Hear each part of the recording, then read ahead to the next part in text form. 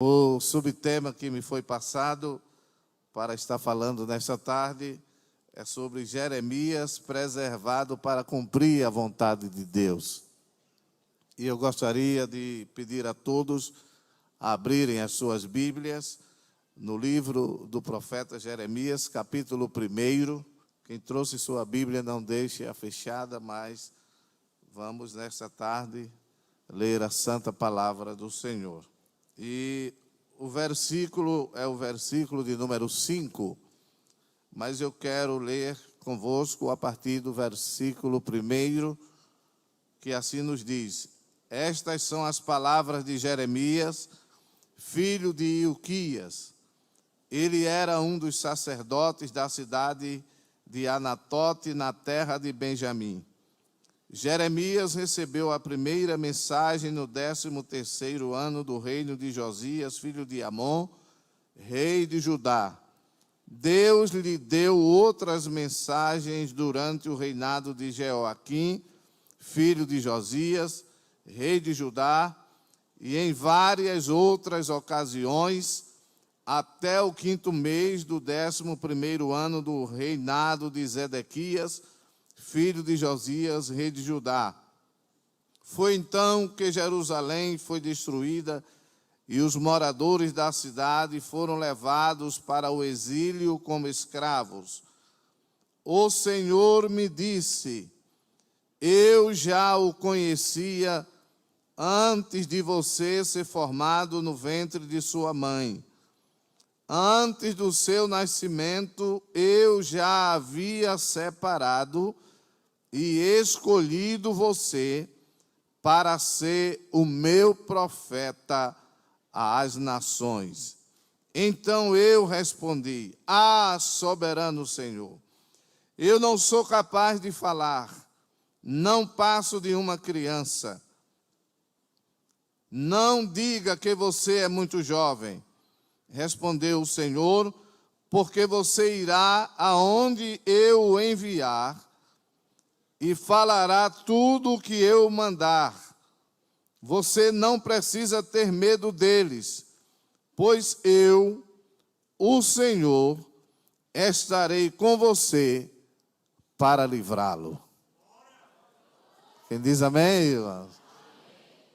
Falando sobre Jeremias, claro que um tema como este é um tema muito rico e que temos para estudar nesta tarde um pouco sobre a vida deste profeta que, como nós desta geração e vocês, os adolescentes especificamente, têm uma vocação dada por Deus e foram escolhidos pelo Senhor, assim como Deus se utilizou de Jeremias para cumprir os seus propósitos e preservou a vida deste servo tão humilde que fez uma grande diferença em sua geração. E assim também, nesses últimos dias, Deus tem e quer se utilizar de adolescentes que se entregam a Ele sem reservas, para que sejam preservados em um mundo tão hostil. Como diz a palavra de Deus, que o mundo jaz no maligno e tão pecaminoso. Porém, o irmão e a irmã adolescente, seja como o profeta Jeremias, viva uma vida diferenciada e espere o que Deus fará com você e por você. Porque Deus tem o seu tempo. Deus tem os seus propósitos. E para todos nós que aqui estamos, mais diretamente para vocês, queremos dizer que os propósitos de Deus estão de pé. Vou repetir. Os propósitos de Deus para a tua vida estão de pé. Agora você não pode sair do lugar. Jeremias, ele nasceu ali em Anatote, como nós acabamos de ler no capítulo 1, que era uma pequena vila, cerca de 6 quilômetros ao norte de Jerusalém. E o nome Jeremias significa o Senhor é exaltado. E é interessante que para cada nome bíblico a gente vê as definições que dá exatamente uma conotação de rumo de que aquela pessoa ia ser alvo da misericórdia de Deus para ser usado e acontecer conforme o significado do seu nome. E ao longo do nosso ensino, nós vamos ver que Jeremias, ele foi realmente um jovem que foi exaltado. Deus, na sua vida, foi exaltado. Cada obra que Jeremias realizava, Deus aparecia na vida dele. Porque não é a minha capacidade, nem a tua capacidade. É a capacidade que vem do Deus que nos fez o propósito. A capacidade vem do Deus que nos separou para determinado propósito. E quando nós vamos estudar um pouco sobre este jovem, o seu primeiro estágio do seu ministério foi durante o governo de Josias. Como todos sabem, que Josias foi aquele grande reformador, não é? E começou a reinar com 8 anos de idade. Mas seu trabalho, o trabalho de Jeremias, começou 4 anos antes da reforma atingirem o seu ponto culminante. Isso está no livro de 2 Reis, capítulo 22, versículo 3 e o capítulo 23 e o versículo 23. Mas nós queremos nos prender um pouco sobre o propósito da chamada específica do profeta, que é datado com precisão, como eu disse, nos dias de Jeremias, de Josias, porém, seu ministério na Judeia durou cerca de 40 anos, sob diferentes reis. Ou seja, Jeremias, ele teve um percurso na sua vida que passou por 4 reis.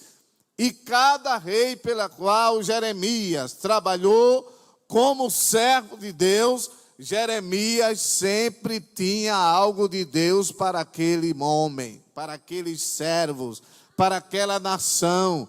Isso quer dizer que Deus preservou a vida do profeta, mesmo ele sendo tão moço, porque na sua chamada, ele tinha aproximadamente, quando exerceu o seu ministério, ele estava com 18 anos. Por isso que no capítulo que nós lemos, capítulo 1, quando ele recebe a chamada de Deus, ele diz que não sabe o que vai fazer, porque ele é uma criança. Mas Deus diz, não diga que você é jovem. Ou seja, Deus queria dizer, não diga que você é imaturo, porque eu lhe capacitarei. Eu lhe darei condições para você se apresentar a eles e você vai falar aquilo que eu colocar na sua boca. E é isso que acontece com quem Deus tem propósitos. Nós não falamos o que queremos. Nós não falamos aquilo que simplesmente vem à nossa mente. Nós falamos daquilo que está preparado na cozinha de Deus para ser servida como comida espiritual para a igreja. E não importa a idade, você como adolescente, nesta tarde, coma a palavra, coma o pão, se alimente, não se distraia, mas se alimente daquilo que Deus tem para você nesta tarde. Jeremias mostrou incapacidade, mas Deus estava lhe preservando, porque queria que ele fosse um jovem diferente da sua geração. Porque quando nós vamos estudar exatamente a respeito deste servo de Deus, nós vamos ver que Judá estava vivendo num declínio moral muito grande. Durante o reinado dos 4 reis, a idolatria penetrou dentro do reino de Judá. E Jeremias está exatamente ali e recebe o seu chamado profético. Havia um espírito de apostasia dos reis que levou a Deus a recorrer à ação disciplinar com aqueles reis, permitindo que o seu povo fosse conquistado por nações inimigas. Porque os governantes estavam entrando por caminhos que Deus não se agradava, e com isso trouxeram a maldição para o povo. Porque como chefe do povo, eles precisavam honrar o Deus que havia colocado eles no trono. Porque nenhum deles foram colocados pelo poder político. Não, foi Deus quem instituiu. Foi Deus que levantou Josias. Foi Deus que levantou, aleluia, Zedequias. Foi Ele quem levantou. Mas como eles começaram a fugir do caminho, Deus disse: eu vou levantar alguém.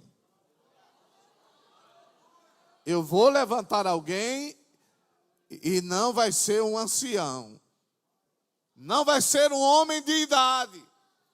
Vai ser um jovem. Vai ser um adolescente. E eu estava lendo e vi que quando Jeremias, ele diz a Deus: eu sou uma criança, ele sendo um jovem de 18 anos, ele queria dizer: eu ainda não posso exercer esta função, porque diante da lei judaica, a liderança é a partir dos 30. E eu só tenho 18. Mas Deus, quando quer, quer. Não é? Deus, quando escolhe, escolhe. Lembram de Samuel? Ainda muito moço, Deus apareceu a ele de noite e disse: Samuel. Ele correu para quem? Para Eli. Disse: eis aqui porque tu me chamaste. Ele disse: não te chamei, vai deitar-te. De repente a voz novamente: Samuel. Ele corre para Eli. Ele era tão inocente que ele não conhecia a voz de Deus. Ele não tinha conhecimento da voz do Senhor. Na terceira vez, quando ele vai ao profeta Eli, Eli conhece e diz: meu filho, volte. E há de ser que quando se deitar, que a voz te chamar, você diga: fala, Senhor, porque o teu servo ouve. Você está pronto para ouvir a voz de Deus? Aí na galeria, quantos já ouviram a voz de Deus bradando para você? Eu já ouvi no meio da igreja Deus bradar assim, dizer: jovem, eu me agrado da tua vida. Eu já vi Deus falar para jovem e dizer assim: jovem, ou seja, moça, eu te amo e me agrado de ti. E tem um detalhe: não precisou do profeta sair de lá de onde estava para dar a mensagem, não. Ele ficou lá sentadinho, deu a mensagem e a irmã começou a chorar lá. Porque quando Deus fala, o ambiente fica contagiado. Quem recebe a palavra sente uma graça maior, mas quem está no ambiente é contagiado também.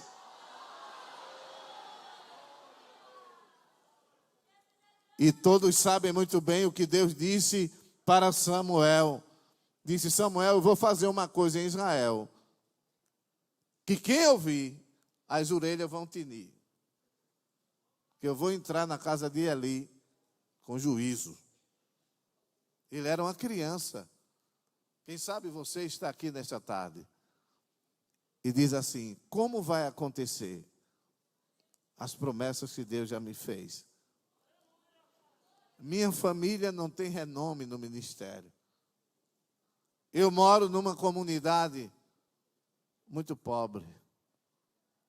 Meu pai não tem uma vida financeira equilibrada. Eu ainda não tive condições de cursar uma faculdade. Como vai se cumprir? Deus disse que ia fazer. Mas como Ele vai fazer? Eu não vejo saída. Eu não vejo como. A circunstância me leva não a desacreditar totalmente, mas vi dúvida na minha mente como adolescente, seja o menino ou a menina, como vai acontecer comigo? Jeremias, apesar de ser de família sacerdotal, mas Jeremias, ele não era de uma cidade grande. Jeremias não era de uma capital. Jeremias não era de uma cidade polo, comercialmente falando. Anatote era uma vila. Deus não quer saber aonde tu mora. Deus não quer saber o sobrenome da tua família. Deus se importa com o propósito que Ele tem com você. Deus levanta a quem quer. Assim como Ele levantou Jeremias, você será levantada, minha irmã. O Senhor será levantado, meu jovem, lá naquela comunidade, onde muita gente diz: os meninos daqui não têm futuro. O futuro das meninas daqui é somente ser mãe solteira. Eu vim para dizer para você que você vai marcar a diferença naquele lugar.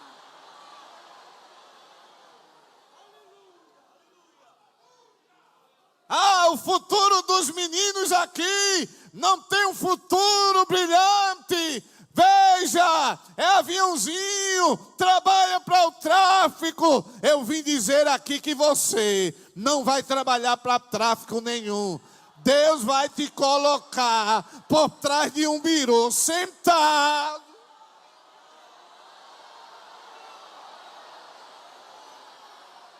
E a comunidade, ela vai ficar dizendo: mas como pode? Como pode?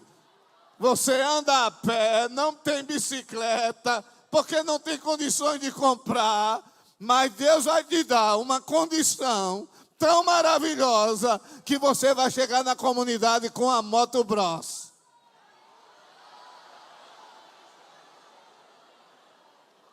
Vai chegar em casa do trabalho, vai tomar banho, trocar de roupa, vai vestir o paletó, pegar a Bíblia, pega a moto novamente, vai para a igreja. E alguém dizia: quem diria? Mas ele não é de Anatote. Ele não é da vila. Ele não é do lugar pequenininho. Deus não quer saber disso. Deus quer saber dos propósitos que Ele tem com você. Anime-se nesta tarde. Alegre-se no Senhor. Engrandeça o nome dEle. Porque os propósitos dEle com você, não importa se você é de Anatote.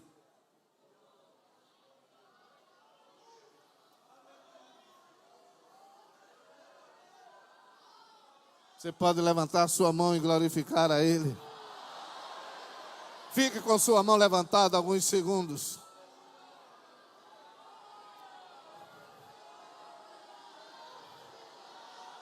O Deus de Jerusalém é o mesmo Deus de Anatote. O Deus de Jerusalém é o mesmo Deus de Anatote. Ele vai lá buscar você.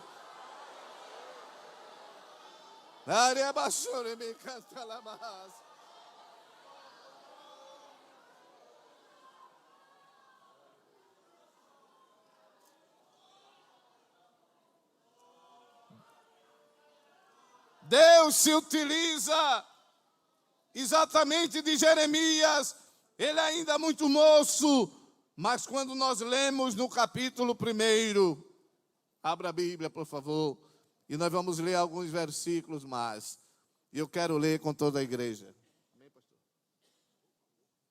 Eu vou ler um versículo e vocês lerão outro. Capítulo 1 do profeta Jeremias. Vamos ler do versículo 4 em diante. O Senhor me disse, o que ele disse?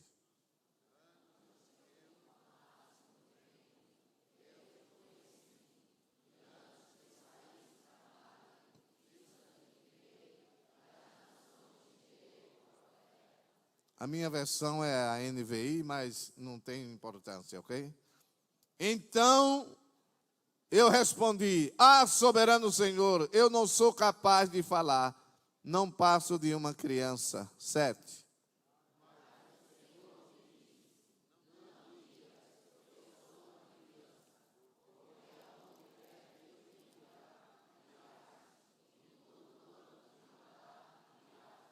Você não precisa ter medo deles, pois eu, o Senhor, estarei com você para livrá-lo.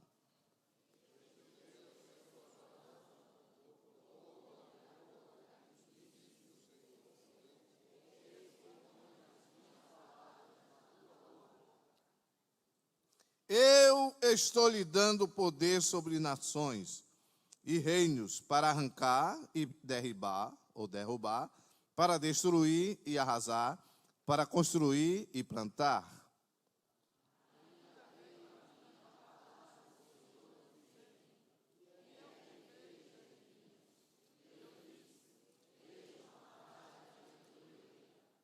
O Senhor me disse, exatamente, isso significa que eu estou vigiando para que a minha palavra se cumpra.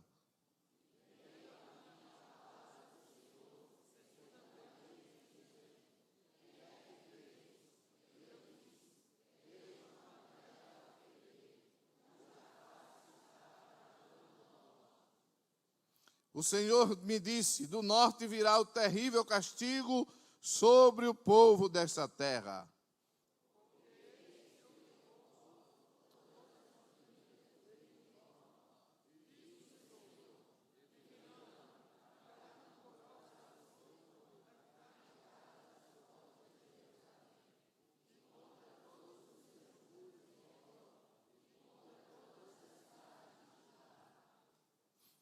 Vamos, Jeremias, levante-se, vista-se e saia para anunciar ao povo tudo que eu ordenar.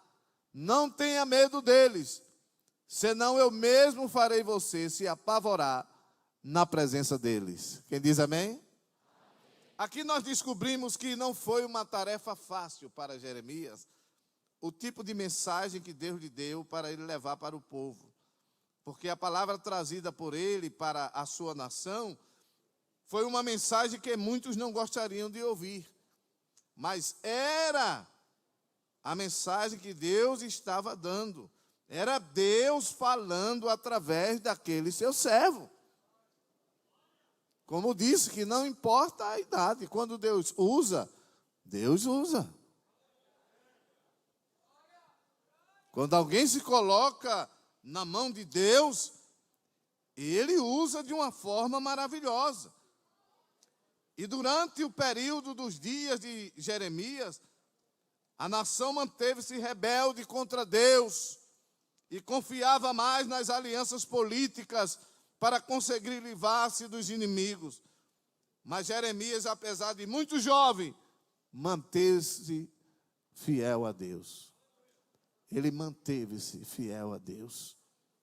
Tinha tudo para Jeremias se envolver, mas Deus preservou a vida do profeta. Digam comigo, Deus ainda preserva a vida de quem lhe serve. Só a galeria. Deus ainda preserva a vida de quem lhe serve. O que é preservar? Preservar é conservar, é evitar a destruição de algo ou de alguém, ou de si mesmo. Proteger do mal, defender de algum perigo. E não é isso que Deus faz com a gente. Ele livra e salva, disse Daniel. Opera sinais e maravilhas no céu e na terra. Deus te está preservando. Quando Jesus diz no capítulo 5 do Evangelho de Mateus, e o versículo 12, ele diz: vós sois o sal da terra. Sal ali tem o simbolismo de preservação. E qualquer comida que você tempera e coloca o sal, ela fica preservada. Você preserva. E é interessante dizer aqui de que Deus nos preserva no meio deste mundo caótico. Deus tem preservado as irmãs, os irmãos dentro das escolas, na faculdade, na universidade. Como disse o pastor, não seja levado pelas pessoas que vivem cheios de ideologias e quer repassar para você o caos, quer minar a sua base. Você tem que ter base. Agora, essa base você não vai encontrar no TikTok.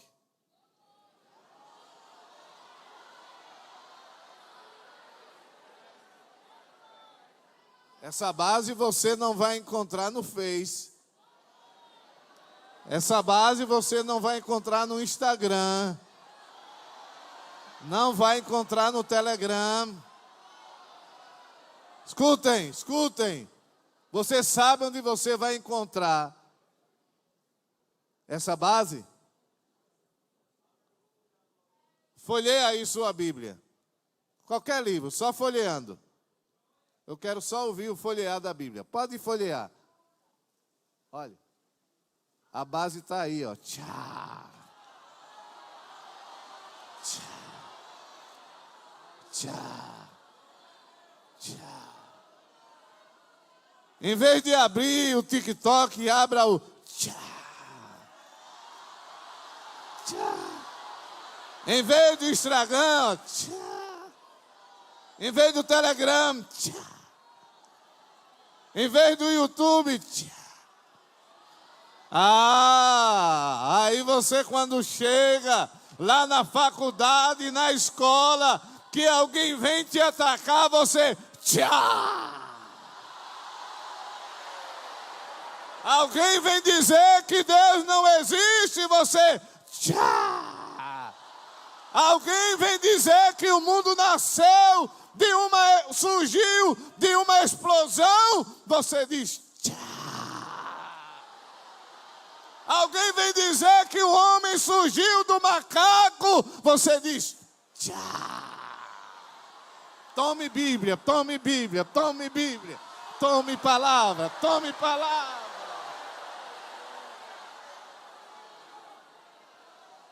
Jesus venceu com tchá. Satanás, quando veio para ele, disse, ele estava com fome, havia saído de um jejum prolongado. Satanás chegou e disse, eu vou oferecer o que ele está querendo. Ele quer comer. Porque olhem para cá, todos, não se distraiam. Por favor, não se distraiam. Deus está falando para mim e para você. Satanás não vai nunca bater na porta da tua vida que está forte. Ele bate na parte fraca. É na tua fraqueza que ele quer atacar para desmoronar. Certa vez foi entrevistado um arrombador e o repórter perguntou a ele, como é que você consegue entrar numa casa tão fechada? Ele disse, eu saio empurrando as portas e janelas para ver aonde está a mais frágil. E não é assim que Satanás trabalha? Na nossa área da fragilidade humana, é onde ele chega. Jesus estava com fome. O que foi que ele disse? Olhe, manda que essas pedras se transformem em pães. Tu não está com fome? Se tu és filho de Deus. Jesus disse, nem só de pão viverá o homem, mas de toda a palavra que sai da boca de Deus. É a palavra que fortifica. É a palavra que sustenta. É a palavra que te dá a base para você permanecer. Mesmo vindo o momento de heresias, doutrinas falsas, ensinamentos errôneos. Mas quando você tem a base da palavra, nada te derruba, nada te abala. Você sabe, Deus está comigo. Deus está comigo. Quantos sentem que Deus está com você nessa tarde? Deus está com você, jovem. Lá no meio, naquela sala de aula. Quem sabe só tem você e mais um irmão que é crente. E você fica sendo oprimido pelo professor, ele te desafiando todos os dias, querendo arrancar a fé que você tem dentro do coração. Mas você vai mostrar a ele que o Deus de Jeremias está com você. Como, pastor? Na matéria que o professor mais te persegue, você estuda mais para tirar uma nota máxima. Para quando chegar no dia, ele saber que você faz a diferença. Não é? Eu disse lá essa semana no estudo jovem, eu disse aos adolescentes, alguns estão aqui, eu disse, olha, adolescente dessa igreja está proibido de tirar 3,5 em prova. De tirar 4, tirar 5. Em matemática estão proibidos de tirar 7.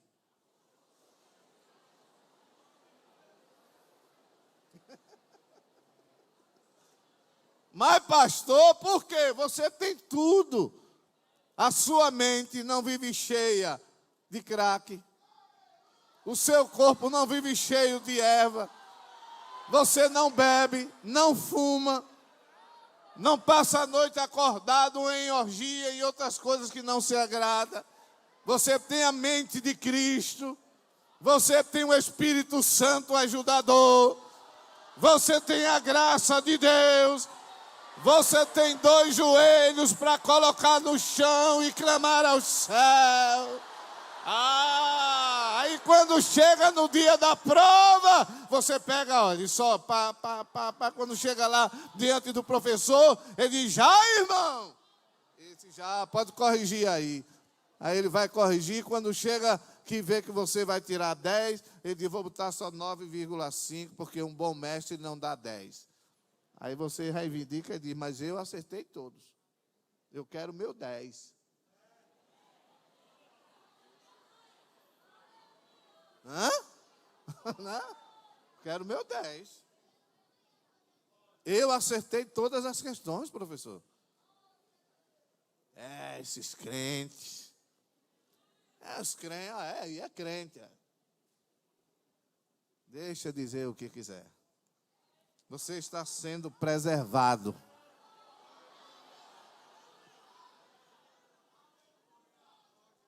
E preservado é sinônimo de conservado. Vamos dizer comigo, preservado é sinônimo de, primeiro, conservado, mantido, poupado, protegido, defendido, guardado e resguardado.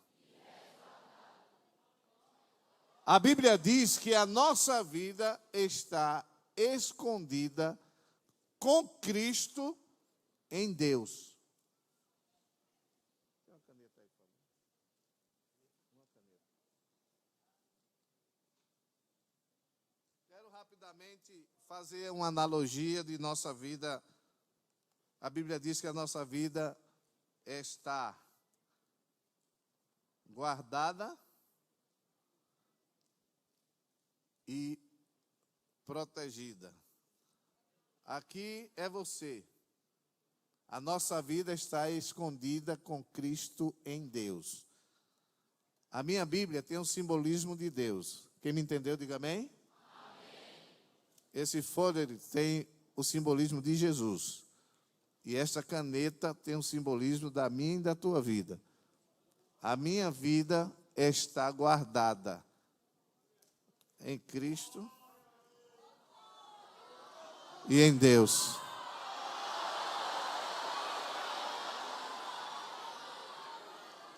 É por isso que tem momentos que o diabo fica procurando assim, ó, cadê ele? Cadê ela? Cadê ele? Cadê ela? Está guardada. Está protegida. Está cuidada. Está preservada. Ele procura, não encontra. Ele quer destruir, ó, para romper isso aqui tudo. Dá trabalho, ele não vai conseguir.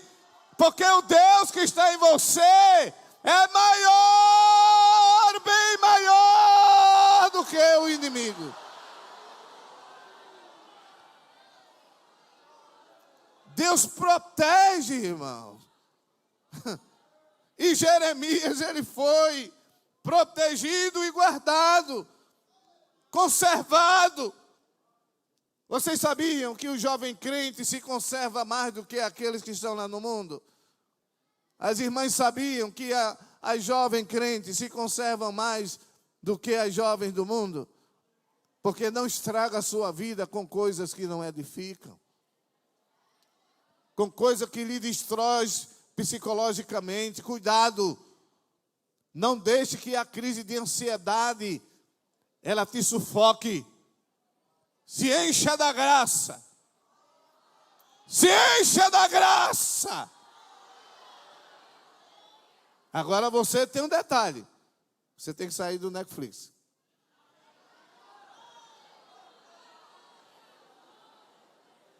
Se você ficar acompanhando as séries de Netflix, e onde fica o tchá,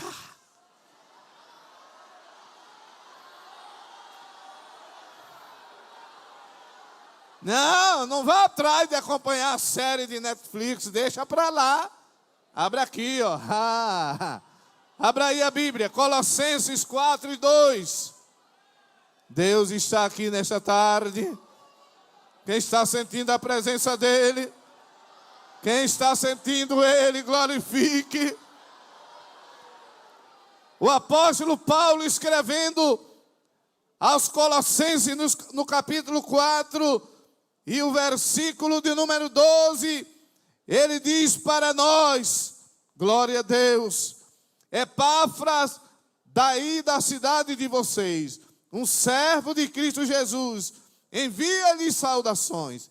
Ele está sempre orando fervorosamente por vocês, pedindo que Deus os faça fortes e amadurecidos e os ajude a conhecer a sua vontade em tudo quanto fizerem. E Epáfra aqui tem a simbologia do nosso pastor, do servo de Deus que Deus colocou essa igreja todinha no ombro dele. A irmã sabia que o nosso pastor ora pela senhora? O seu pastor presidente ora pela senhora. Você sabia, filho? O seu pastor presidente ora por você. Ele pode não saber o teu nome, mas ele diz: Jesus, abençoa aquele adolescente lá de Jaboatão.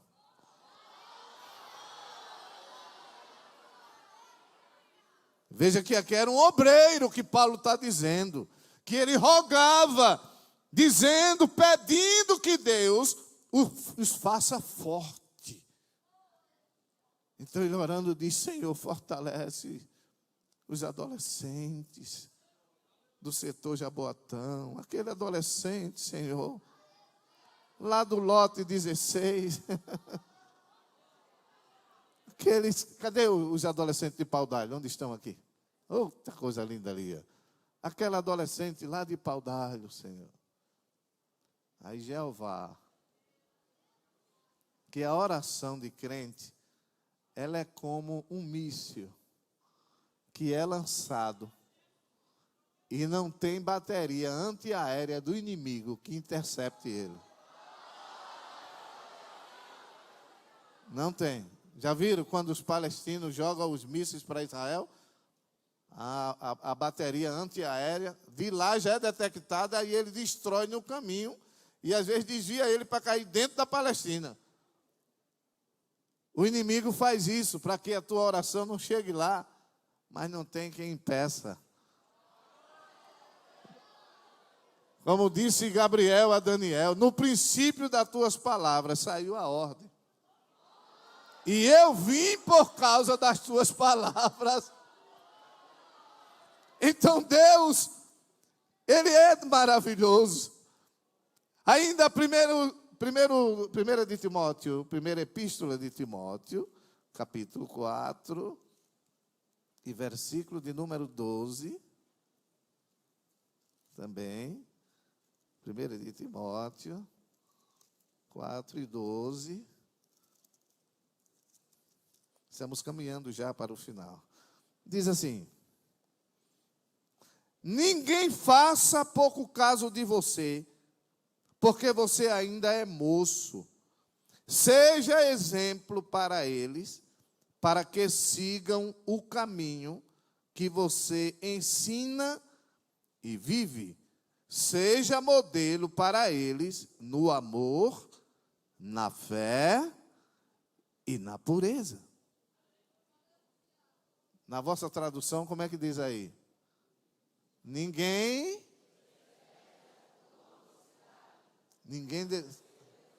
até aí. Ninguém despreze a tua mocidade. Aqui diz, ninguém faça pouco de você. Um adolescente servo de Deus, ele não pode ser ridicularizado por ninguém. Você serve a Deus. Você é um adolescente que conhece a Bíblia. É um adolescente que usa os joelhos, que jejuma, que ora. Aí, Paulo diz, olha, Timóteo, ninguém faça pouco de você. Ou seja, ninguém despreze você porque você é moço. Ninguém faça pouco de você porque você é crente de uma igreja que conserva a sã doutrina. Não, pelo contrário. Ele diz, seja exemplo para eles. Olha aí agora. Voltando lá. Pode todo mundo tirar 5 na prova. Você tira 8. Amém? Jeremias, além de ser conservado, mantido, protegido, ele foi poupado de morrer. Capítulo 38, não dá tempo para a gente ler todo, mas em casa os irmãos poderão acompanhar. No capítulo 38 do profeta Jeremias, a Bíblia conta a história. No capítulo 37, ele foi preso. Ele foi para a prisão. No capítulo 38, ele foi lançado numa cisterna. E quando lançaram ele lá dentro, ou cisterna ou calabouço, né, como se chama, foi lançado no calabouço. E no calabouço, quando lançaram Jeremias, não havia água, só havia lama. Isso quer dizer o quê? Que quando lançaram ele, ele começou a afundar. Aí aqui vai uma palavra para nós e para você, adolescente, sobre a questão de quem são as suas amizades.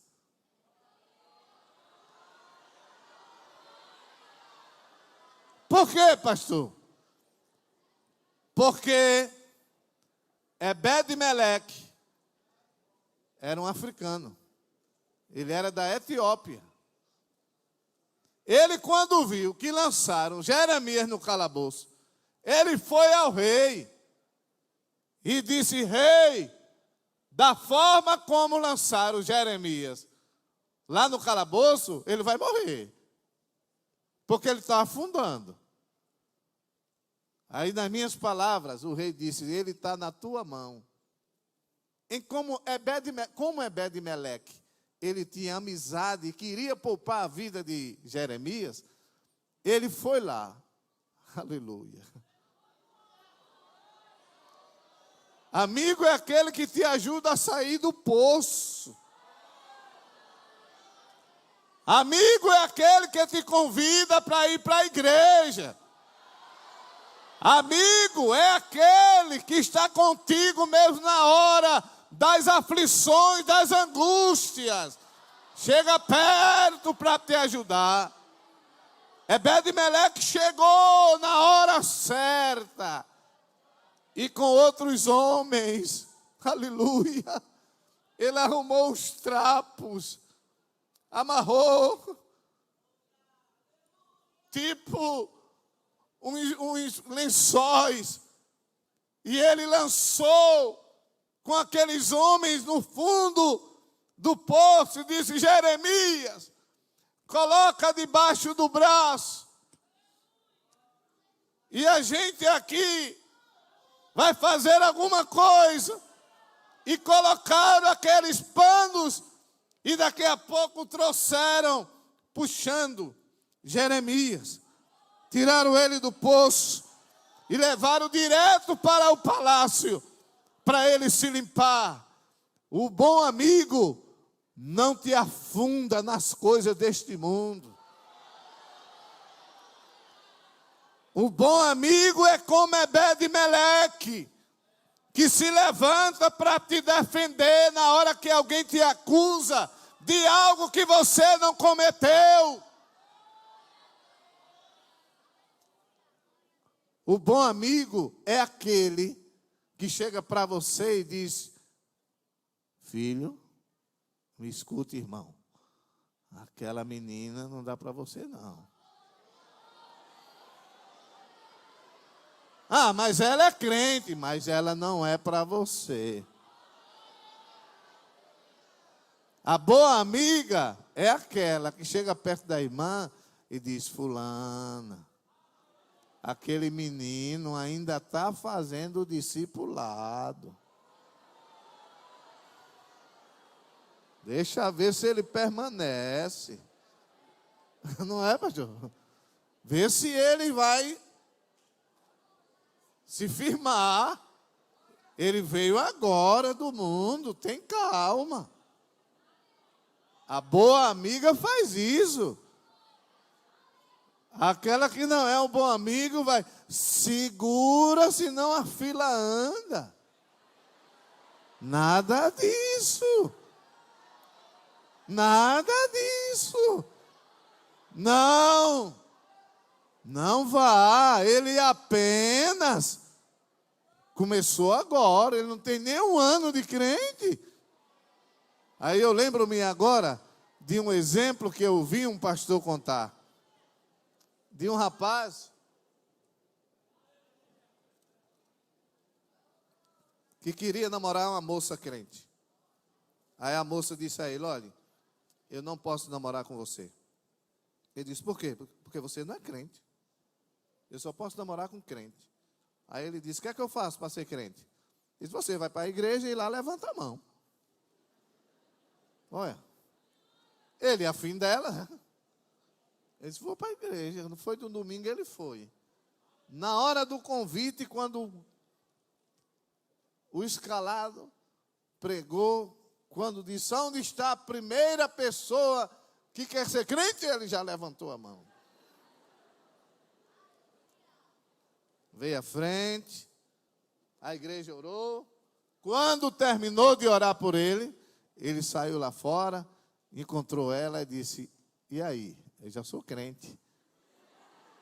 Aí ela disse: não, agora não. Você precisa ainda buscar o batismo no Espírito Santo. Que a época que aconteceu isso ainda não tinha o discipulado. Porque nós vivemos um tempo nessa igreja, os mais antigos da minha idade para baixo, né? Eu já estou na terceira idade, viu? Eu já tenho 60 anos. Então, ela disse: você tem que pedir a Jesus para lhe batizar com o Espírito Santo. Aí ele disse: e é? Isso é. Aí na igreja, irmão, era a voz que eu via na igreja: Jesus me batiza. Jesus me batiza. Jesus me batiza. Confundia Jesus. Batizou o jovem. Começou a falar a língua. Quando terminou o culto, ele chegou lá. Pronto, eu já sou batizado do Espírito Santo. Ela disse: agora não.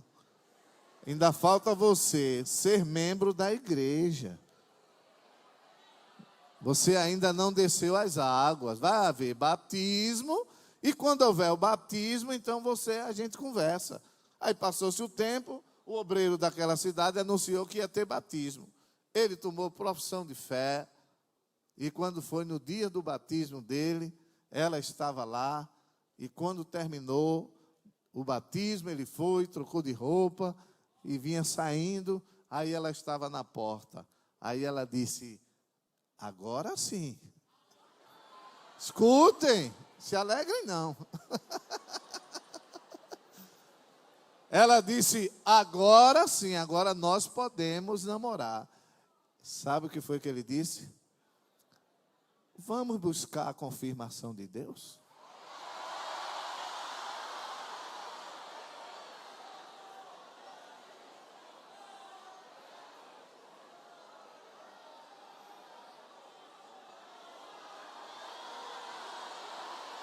É assim que funciona. Resultado: ele não casou com ela. Casou com outra. E ela casou com outro e foram viver em paz. Te segura, irmã. Me permita, pastor, viu? Me permita, viu? Se segure, moço. Se segure. Vá no propósito. Lembre-se que Deus tem um propósito. E você não pode fugir do propósito. Concluindo. Tenho mais 5 minutos, pode ser. 5 minutinhos. Requisitos, diga comigo. Requisitos para viver uma vida preservada nos dias de hoje. Diga comigo. Obediência a Deus e a sua palavra.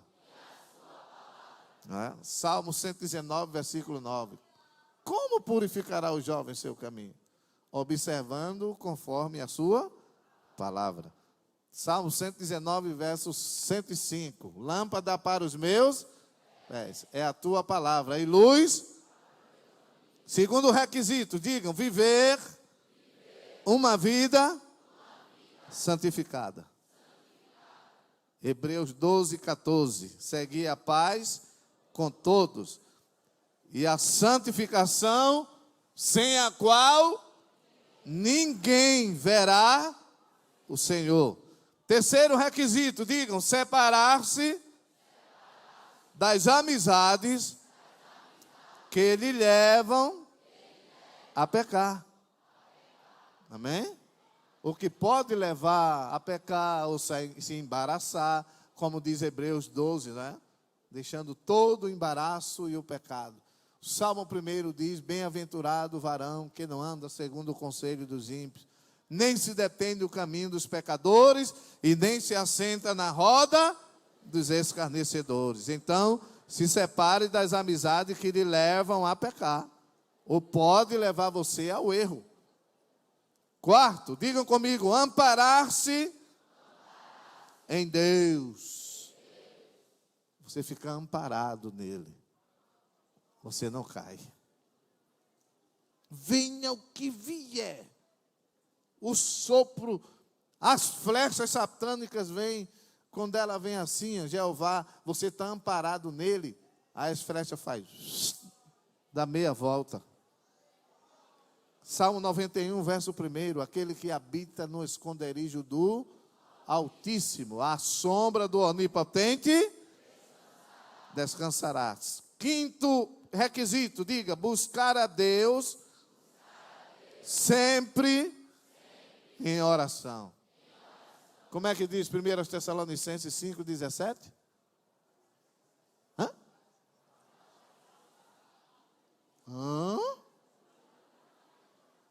5,17, vamos dizer, orai sem cessar. Sexto requisito, digam, viver uma vida avivada no poder do Espírito Santo. Isso é manter a chama acesa. É aquilo, aquele crente sempre alegre. O crente sempre animado. Você encontra ele, como vai, meu irmão? Eu estou bem, graças a Deus. Às vezes está desempregado. Mas ele diz, está tudo bem. E ele vai seguindo. Fazendo assim. Lembre-se, Deus não vê idade. Mas Deus vê o compromisso que você tem com Ele.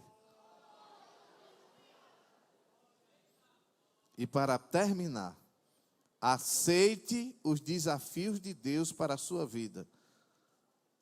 Porque isto faz parte do plano dele para você. Eu vou repetir. Aceite os desafios de Deus para a sua vida, pois isso faz parte do plano dele para a sua vida. Eu sou resultado de um grande desafio de Deus na minha vida. Quando eu li uma entrevista do pastor moçambicano Dino Amade, missionário sorte, ele sabe muito bem da história daquele grande servo do Senhor. Em 1981, eu li uma reportagem no Mensageiro da Paz sobre aquele homem. E ele dizia da necessidade que a África tinha de ter missionário para evangelizá-la. E eu lendo o jornal, no meu coração eu disse, Deus, qualquer tempo que tu precisares de alguém para evangelizar na África, eu estou à disposição. E foi embora 25 anos. Mas quando chegou no tempo, Deus disse, eu aceitei o desafio. Eu não disse a ninguém, nem a meu pai. Quando casei com a minha esposa, ela está por ali com a minha filha. Quando casamos, descobrimos que tínhamos chamada missionária. Eu disse, não diga a ninguém. Deus vai dizer ao pastor. E em 2005, aqui nesse pátio, eu vinha passando com ela, com a minha esposa, o pastor presidente estava conversando com o falecido pastor José Luiz e outro pastor que eu não lembro quem era. Aí eu ia passando, fiz assim para não atrapalhar a conversa do pastor.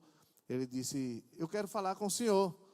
Eu disse, está bem, meu pastor. Aí fiquei lá, esperando que ele terminasse tudo. A conversa que eu estava tendo com aquele casal, com aqueles irmãos. Então, quando terminou, nos aproximamos, aí ele disse, irmão Marcos, o desafio agora é maior. O senhor está disposto? A igreja está precisando do senhor para outro lugar. Eu estava em Cavaleiro, cooperando com ele. Eu disse a ele, sim, pastor, a minha missão está de pé. Ele disse, olha, mas agora é para mais longe. Eu disse a ele, pode dizer. Ele disse, é para a África. Tem coragem? Eu disse, tenho. Ele disse, tem chamada missionária? Eu disse, tenho. Virou-se para minha esposa e disse, a irmã tem chamada missionária? Ela disse, tem. Aí ele, sabe o que ele disse? Eu já sabia. Conversei com seu pai, mas ele me disse que você nunca disse nada a ele. Para preparar as documentações para ir embora para a África. Já fui, já voltei, e se precisar, vai de novo. Fique no propósito. E Deus fará cumprir tudo o que te falou. Deus abençoe.